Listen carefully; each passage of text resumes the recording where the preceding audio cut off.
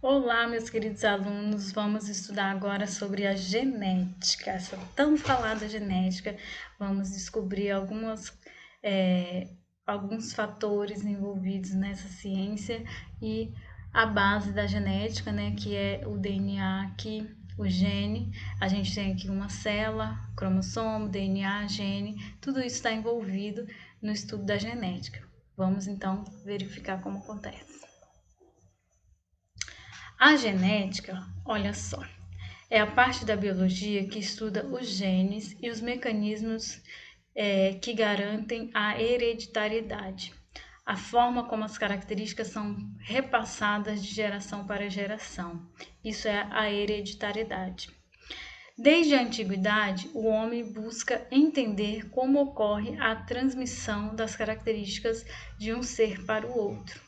Isso é antigo, tá? Essa curiosidade de saber como é a hereditariedade. As primeiras ideias sobre a hereditariedade eram bastante simples e apenas afirmavam que os filhos eram semelhantes aos pais. Isso a gente sabe, né? Sem entender o mecanismo por trás dessa constatação. Ele só afirmava que os filhos eram semelhantes aos pais, mas não sabia como isso era possível, não conseguia explicar essa ocorrência. Aí, olha só, considera-se que essa ciência iniciou-se com os experimentos e as leis propostas por um monge chamado Gregor Mendel, em um trabalho publicado em 1866. A coisa é antiga mesmo. Vamos seguir. Mendel, olha só. Mendel, vocês vão ouvir falar muito desse cara ainda, tá? Esperava, com o desenvolvimento dos seus trabalhos com ervilhas, ele estudou ervilhas, entender por que o cruzamento entre híbridos, a gente vai ainda depois descobrir o que são híbridos, tá, gente? Falar sobre eles, tá? Entre híbridos gerava descendentes tão diferentes. Então, ele via que aparecia uma diferença nos descendentes e ele queria entender isso, né? Segundo alguns autores, com esses trabalhos, Mendel pretendia criar formas de desenvolver plantas híbridas, a gente já sabe que existem hoje bastante, né? Que conservasse as características importantes, né? Conservar as características importantes para a agricultura. Já naquela época já tinha interesse econômico envolvido, que é o interesse na agricultura. Seguimos. Deixa eu mostrar aqui. Aqui a gente tem, ó, Mendel, lá uma representação de Mendel, esse senhorzinho aqui, e a ervilha, né, que foi o ser que ele escolheu para fazer os experimentos, para estudar. Nós vamos entender por que ainda. Seguindo, olha só, Mendel contribuiu de maneira grandiosa para os estudos da genética e por isso ele é hoje considerado hoje pai dessa ciência. Vocês vão ouvir essa expressão, ou já ouviram, ou vão ouvir, que Mendel é o pai da genética, porque a contribuição dele foi muito significativa para a genética, tá? Os trabalhos desse pesquisador, no entanto, ficaram esquecidos por muitos anos, sem nenhuma utilização. Ele conseguiu descobrir bastante coisa, mas esse trabalho dele ficou meio de lado. Aí, lá em 1866, tá? Que ele começou com isso. Entretanto, em 1900, os trabalhos de Mendel foi redescoberto, né, por outros pesquisadores que contribuíram para a aceitação das ideias de Mendel. Então, essas ideias foram deixadas meio de lado, mas depois outros pesquisadores, fazendo pesquisas, foram lá e falaram, não, Mendel tinha razão. Então, as ideias dele começaram a ter aceitação e foram divulgadas, né? Foram amplamente publicadas. E isso foi muito importante para o início dos estudos com a genética em seres humanos. Lembra que Mendel começou a estudar com ervilhas. Aqui, olha, ele usava as ervilhas para fazer os cruzamentos que ele pretendia estudar. Seguimos. Olha só, para a realização de seus trabalhos, Mendel escolheu a ervilha e analisou 7 características. Nós vamos ver as 7 características aqui, ó. ele estudou a forma da semente, se era lisa ou ondulada, a cor da semente, que era amarela ou verde, a cor da folha, se era púrpura ou branca, né? Rosa ou branca, vamos dizer assim. A forma da vagem, se era vagem inflada ou constrida, né? Que era enrugada ou lisa, né? A gente pode falar assim. A cor da vagem, se era verde ou se era amarela. A posição da flor, se era no ramo axial ou terminal, né? Na ponta ou na lateral. E o comprimento do caule, que se era uma planta alta ou uma planta baixa. Então, ele analisou essas 7 características, fazendo vários cruzamentos para analisar a descendência que resultava desses cruzamentos. A escolha da planta foi essencial para o sucesso de suas pesquisas, uma vez que a ervilha apresenta fácil cultivo, várias sementes e ciclo reprodutivo curto. Olha, isso é uma informação importante, tá? As ervilhas eram fáceis de cultivar, ele cultivava elas lá no mosteiro onde ele era monge, produzia várias sementes, ou seja, vários descendentes, e o ciclo reprodutivo era curto, né? A geração, né? A produção desses descendentes era rápida, ele conseguia verificar, não é uma geração de anos que ele precisava acompanhar. Então, isso é importante. Uma das leis propostas por Mendel no seu trabalho foi a segregação dos fatores. Olha, a gente vai depois estudar detalhadamente essa lei aqui. Conhecida hoje por genes. Os fatores que Mendel tanto falava, hoje a gente sabe que são os genes, que são partes do DNA. Nós vamos estudar detalhados os genes, tá? Segundo o pesquisador, cada pessoa apresenta um par de fatores, ou seja, um par de gene. Para cada característica que se espera, que se separa, para cada característica, e esses fatores se separam no momento da formação dos gametas. Vocês lembram que são os gametas, né, gente? Os gametas são as células reprodutoras. No caso da espécie humana, os óvulos e os espermatozoides. Então, o par se separa na formação do gameta, ou seja, um dos pares está no espermatozoide, o outro está no óvulo. Aí, no momento da fecundação, os gametas se juntam, o gameta do pai e da mãe se juntam, levando consigo suas características. Então, o novo indivíduo, né, o embrião vai ser formado com um gameta um gameta masculino, que é o do pai, e um gameta feminino, que é o da mãe. Então, ele vai ter um gene que veio do gameta do pai e outro gene que veio da mãe. Então, ele recebeu por igual um gene do pai e um gene da mãe. Isso está lá na lei da segregação dos fatores de Mendel, que nós vamos estudar depois detalhadamente, tá? Continuando, olha só. O avanço da genética modificou completamente o mundo atual, tornando possível, por exemplo, criar clones, alimentos transgênicos resistentes a pragas, realizar testes de paternidade, solucionar crimes, mapear doenças e realizar aconselhamentos genéticos. Então, Mendel começou com essas atividades da genética lá com as ervilhas, mas a coisa se espalhou e graças a todo esse avanço, a gente tem tudo isso. Isso aqui a gente fala que é a genética moderna, porque a gente já, a partir de todos esses estudos, essas descobertas, aplicando isso, a gente consegue fazer isso, clones, alimentos transgênicos, testes de paternidade, solucionar crimes, né, com os testes de DNA, mapear doenças, né, o caso de doenças genéticas, e fazer aconselhamento genético, que envolve análise da genética da família, né. Aqui, olha, aplicações da genética moderna. Você pode alterar um DNA, pegar um pedacinho de gene e colocar lá. Isso tudo está na genética moderna, que foi um avanço depois dessas descobertas de Mendel. Agora, olha, vamos a uma introdução à genética. A genética é o estudo dos genes, da variação genética e da hereditariedade em organismos vivos. Então, a gente vai estudar. Cadê aqui a caneta? Não fica. Aqui. A gente vai estudar sobre o gene, né? O foco da genética é o estudo do gene, a variação genética, né? Esses genes podem sofrer variações, a gente vai ver isso, e a hereditariedade, que é a transmissão dessas características dos pais para os filhos, dos pais para os filhos. Então, são os três fatores muito importantes na genética.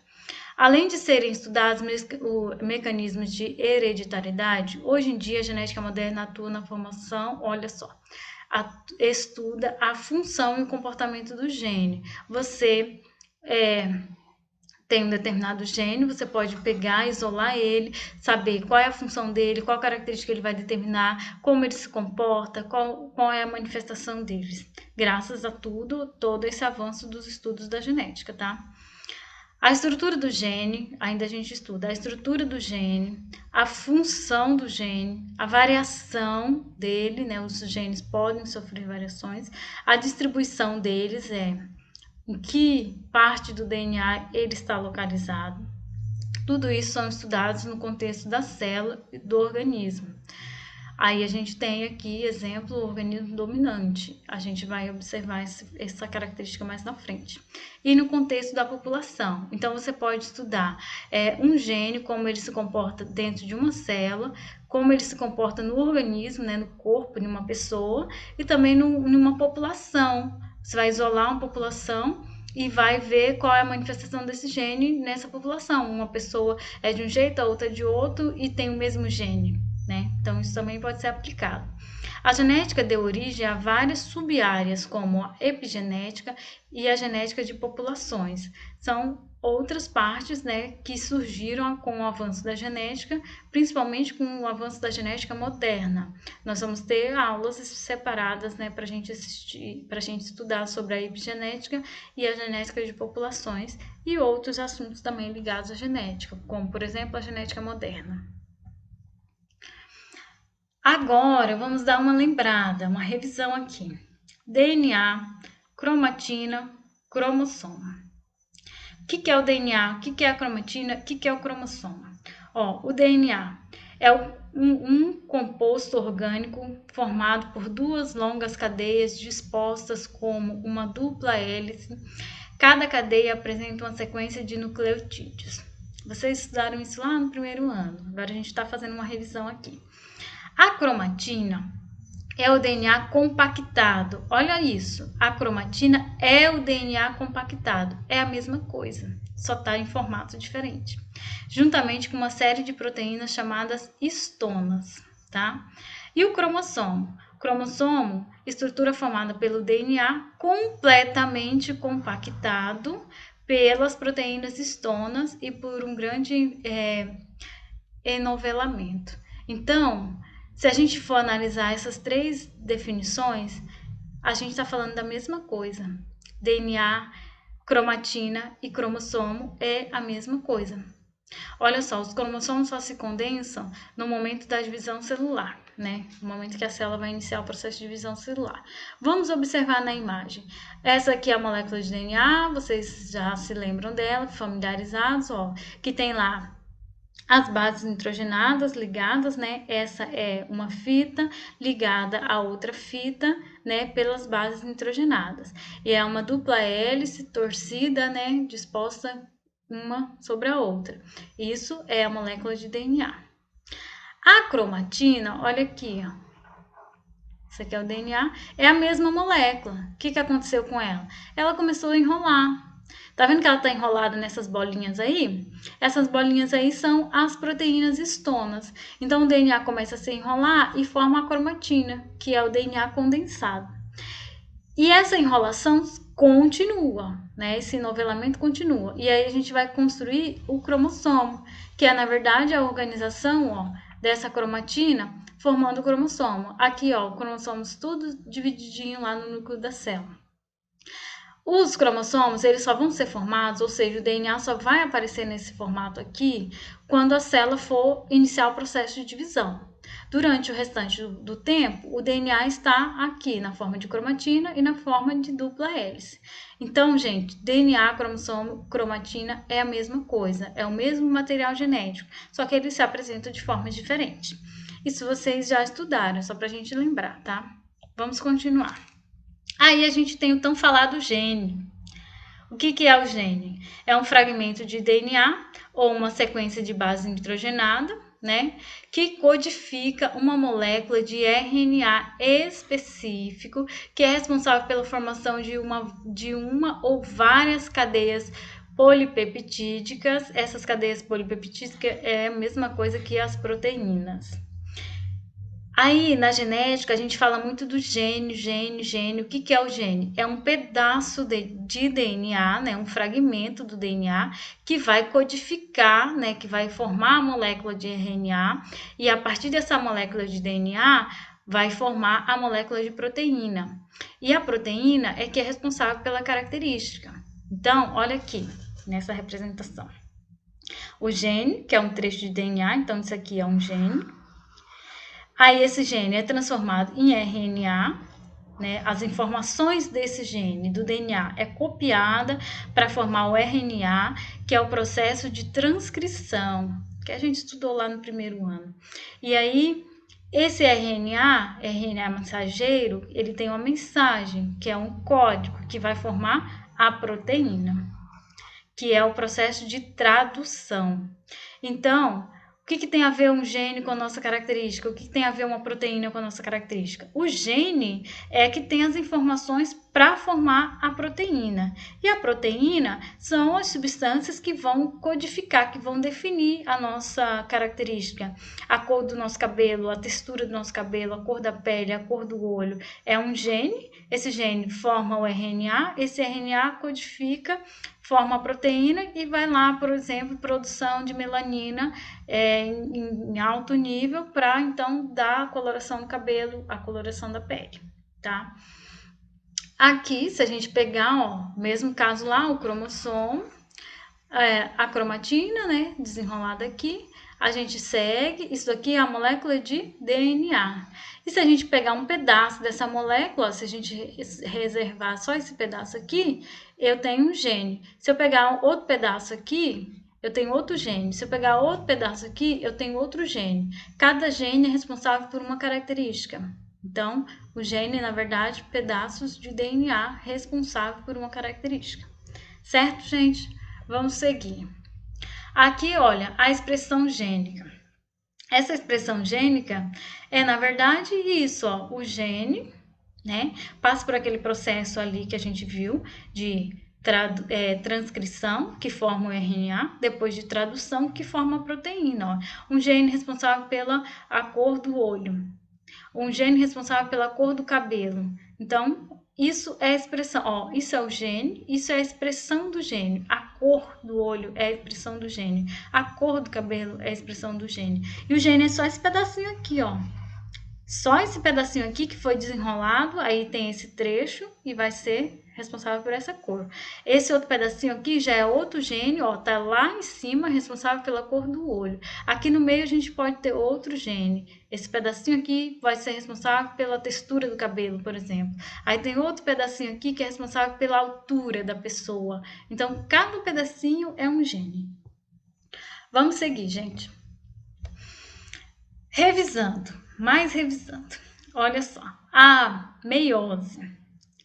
A meiose é um processo exclusivo de organismos pluricelulares e é responsável pela produção de gametas. Vocês lembram da mitose e da meiose? A meiose é um processo de divisão celular, né, que ocorre exclusivamente para a formação dos gametas, é responsável pela formação dos gametas.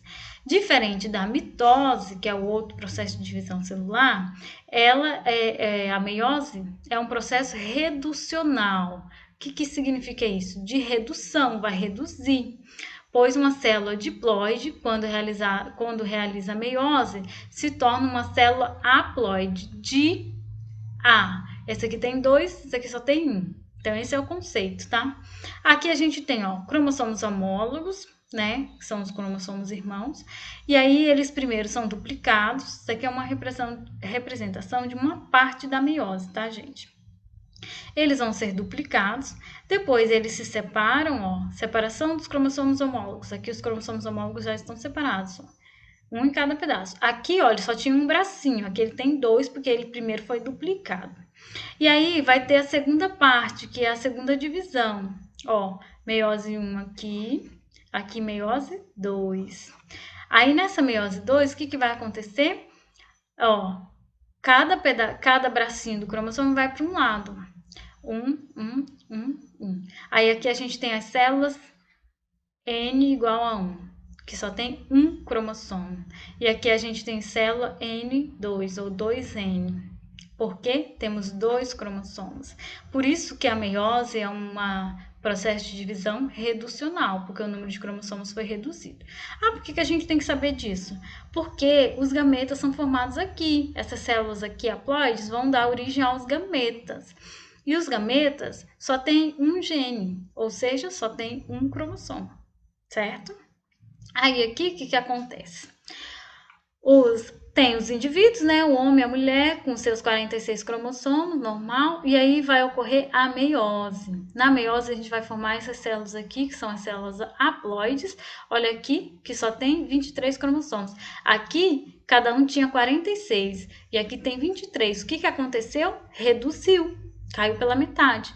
Quem são esses gametas? O espermatozoide e o óvulo. Cada um tem 23 cromossomos. Aí vai ocorrer a fecundação. Fecundação é óvulo mais espermatozoide. Então, 23 mais 23, eu vou ter 46 cromossomos. Então, o indivíduo vai ser formado aqui novamente, né, no processo da fecundação, e aí ele vai passar por divisões do tipo mitose, que é para multiplicar o número de células, então inicia a formação do bebê até para ele depois nascer e se desenvolver. Qual que é o detalhe? Aqui eu tinha cada um com 23 cromossomos, que se juntaram e formaram esses 46. Isso é muito importante para as aplicações da genética, porque isso garante que metade dos cromossomos que você tem, você recebeu do seu pai pelo espermatozoide, e a outra metade você recebeu da sua mãe pelos seus óvulos. Então é muito importante esse processo de divisão da meiose para o processo de estudo da hereditariedade, que é a transmissão das características. Então, você recebeu metade das suas características do seu pai e outra metade da sua mãe por esse processo. Vamos continuar, gente. Olha só. As células haploides resultantes da meiose, apesar... agora a gente vai falar... atropelei. Vamos falar da meiose e a recombinação genética.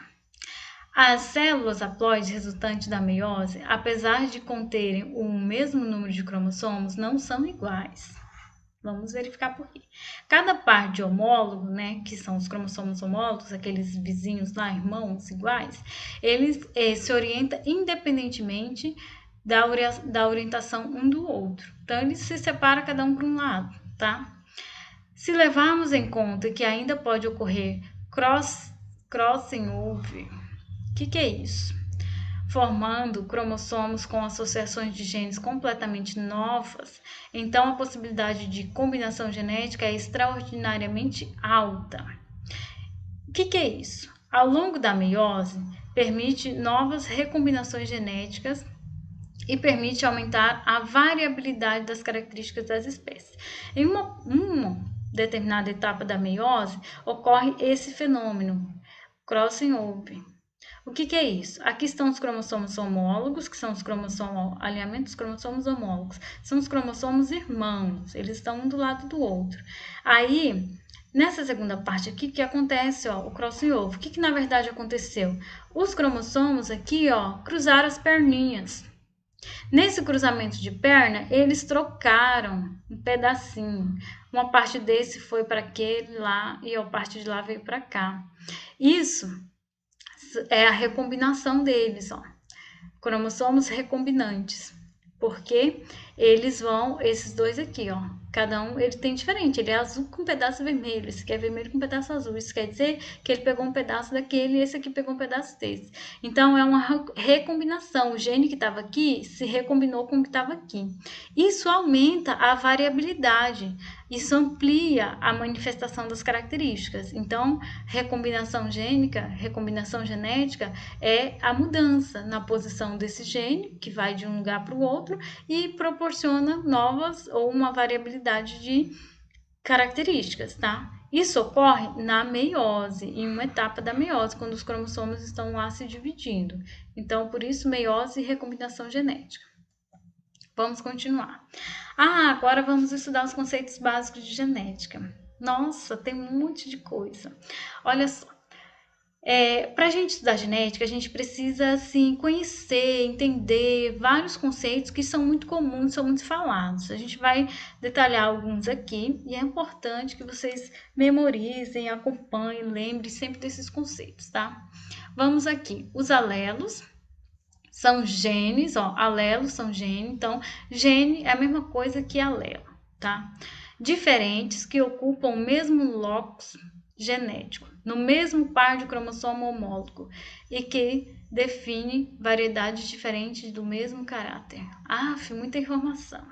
Não, olha só, o alelo é um gene, é aquele pedacinho do DNA que é responsável pela característica. O que é locus, que está no mesmo locus? Locus é o lugar, é a posição que ele está. Se ele está na posição 1, na posição 2, na posição 3, só isso. E mesmo par de cromossomos homólogos, os cromossomos vizinhos lá, os irmãos, tá? E vamos definir características diferentes. Olha aqui, os alelos. A gente tem aqui, ó, A e B. O que é o locus? É o lugar, ele está nessa posição. Aqui, se a gente tivesse outro par, a gente teria outro locus, tá? Então, os alelos são esse pedacinho de gene aqui que está em um determinado lugar no cromossomo, nos cromossomos homólogos. Ele está na mesma posição no cromossomo, nesse cromossomo e na mesma posição nesse, porque os cromossomos são vizinhos, tá?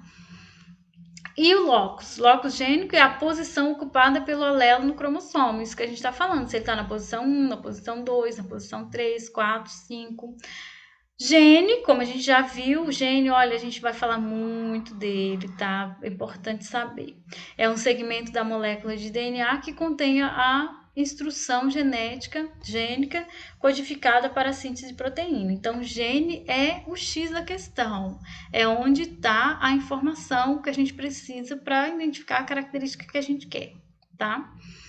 Cromossomos homólogos, a gente já falou sobre eles, ó. Os cromossomos homólogos são os cromossomos iguais, pertencentes ao mesmo par. Os cromossomos, eles formam pares. O par é um cromossomo, ou um par apresenta dois cromossomos que são homólogos, porque eles são iguais, assim, iguais não, eles são semelhantes, eles têm o mesmo tamanho, a mesma quantidade de genes, os genes estão basicamente na mesma posição, então esses são os cromossomos homólogos, tá?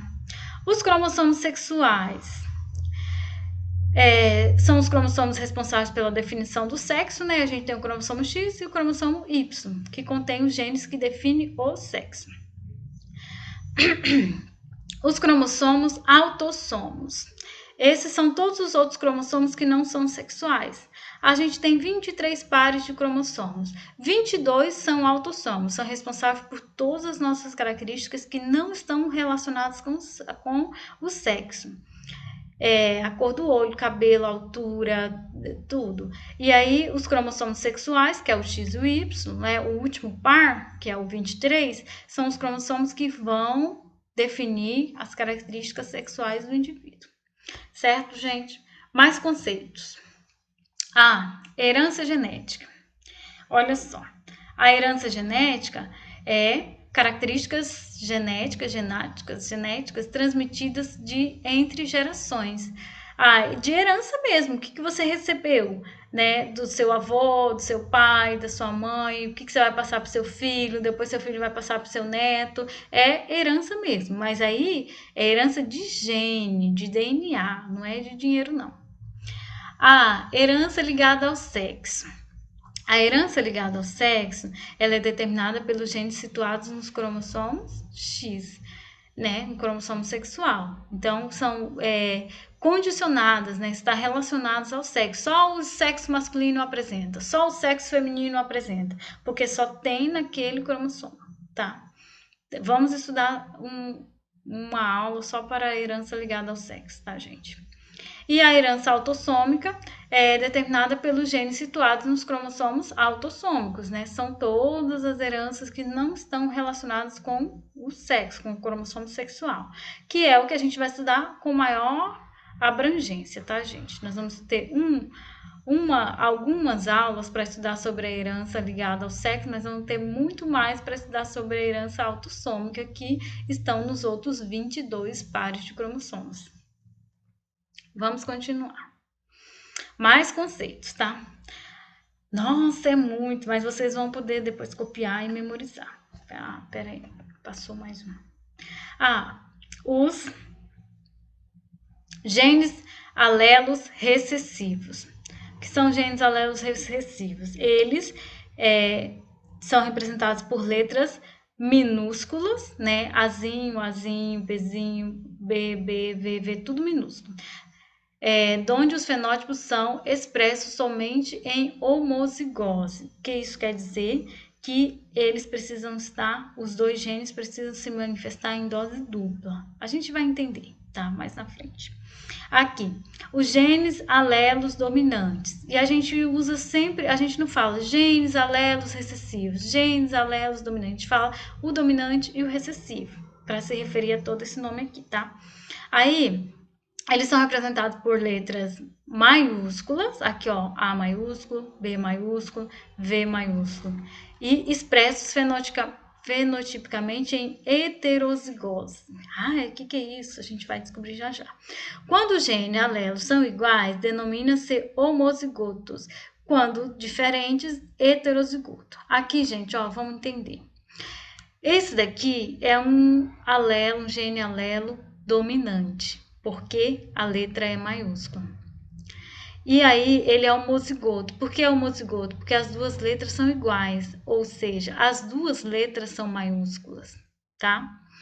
Esse daqui, ele é um gene alelo heterozigoto. Por que heterozigoto? Porque as letras são diferentes. Hétero é diferente. A gente tem uma letra maiúscula e uma letra minúscula. Então, esse aqui é um gene alelo heterozigoto. E esse daqui é um par de gene recessivo, porque o A é minúsculo, a gente fala azinho, né? Porque as duas letras são minúsculas. Então, homo são iguais. Então, os dois são iguais e são minúsculas, então é recessiva.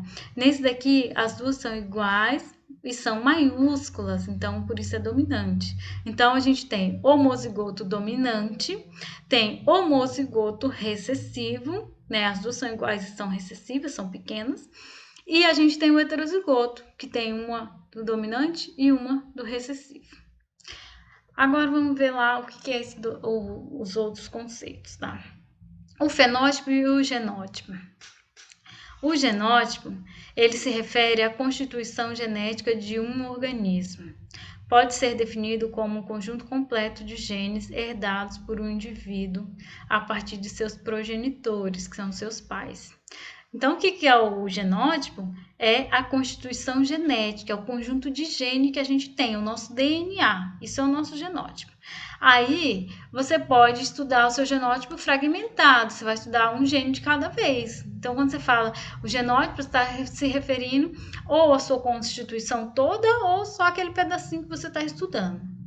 E o fenótipo? O fenótipo, ele é o resultado da expressão, manifestação do gene. É a manifestação observável, ou seja, a característica. Lembra lá que o gene forma a proteína que é responsável pela nossa característica, a cor do cabelo, por exemplo. O gene que determina que o seu cabelo vai ser loiro, isso é o seu genótipo. A cor do seu cabelo ser loiro é o seu fenótipo, que é a expressão do seu gene. Você tem um gene para cabelo loiro. Se você tem o cabelo loiro, então você está tendo o fenótipo ali, a expressão daquele gene. Mas eu posso ter o gene para cabelo loiro e ter o cabelo escuro. Tá, pode também, é a expressão do seu gene. Nós vamos estudar esses detalhes, isso pode acontecer, tá? Aí, olha aqui, para a gente entender. O fenótipo é o que a gente consegue observar e descrever. A cor da flor é o fenótipo. E o genótipo é o gene, que vão ser, o gene é representado por esse par de letras. Um que recebeu do pai, outro que recebeu da mãe. Então, aqui a gente tem o genótipo homozigoto, porque as duas letras são iguais, dominantes, porque as duas são maiúsculas. Aqui a gente tem um genótipo homozigoto recessivo, porque as duas são iguais e as duas são minúsculas. E aqui a gente tem um genótipo heterozigoto, porque a gente tem uma maiúscula e uma minúscula, ou seja, um dominante e um recessivo. Então, esse é o fenótipo e o genótipo. E aí, o heterozigoto e o homozigoto, a gente já está falando deles, ó. O homozigoto é genes alelos quando se apresentam iguais em um certo locus. Eles também são chamados de puros. Gente, é importante fazer essa ligação. Em alguns exercícios, alguns livros, alguns materiais didáticos, eles usam a palavra homozigoto, em outros usam a palavra puro. Tá se tratando do mesmo caso, tá? Ó, isso para um par de caráter, né, ou de características, que são representados pelas letras iguais, como a gente já viu lá. Isso aqui são os homozigotos. O heterozigoto, eles são genes alelos diferentes, são também chamados de híbridos. Então, da mesma forma que vocês podem ter a substituição do homozigoto pelo puro, você também pode ter a substituição do heterozigoto pelo híbrido, que significa que as duas letras envolvidas, ou seja, os dois genes envolvidos, são diferentes. Cada letra dessa, gente, representa um gene, né? Um par de gene. Então, esse aqui é um gene, esse aqui é outro. Então, híbrido, eles são diferentes, ou é a mesma coisa que heterozigoto. A gente tem o gene, que é a unidade básica da hereditariedade, o loco, que é o lugar definido pelo gene, né? O alelo, né, gene alelo, ocupa o mesmo locus no mesmo cromossomo homólogo, tá? Então, esse pedacinho aqui está se tratando. Observe que a gente já pode ver que eles são diferentes, ó, aqui pra gente lembrar. O homozigoto, ó, azão e azão, dominante. Aqui, heterozigoto, azão e azinho. Tá vendo que um já é diferente do outro? E aqui a gente tem o homozigoto recessivo, que são os dois azinhos. Então, importante vocês lembrarem que homozigoto e heterozigoto, homozigoto também pode ser chamado de puro e heterozigoto também pode ser chamado de híbrido. E sempre vai aparecer, o gene sempre vai aparecer em par, formando par. Por isso, genes alelos. Porque você tem dois genes sempre para determinar uma característica. Um gene você recebeu da mãe e outro gene você recebeu do pai. Então, sempre você vai ter um par de gene para determinar essa característica. Certo, pessoal? Vamos continuar. Opa, terminou! Então, essa foi nossa aula sobre a genética. Eu sei que teve muita informação sobre os conceitos básicos da genética, sobre a história da genética, né, como surgiu e a importância da genética, mas eu espero que vocês tenham compreendido e nas próximas aulas a gente vai falar mais ainda sobre os conceitos e as leis de Mendel e as aplicações da genética. Então, bom estudo para vocês e até a próxima!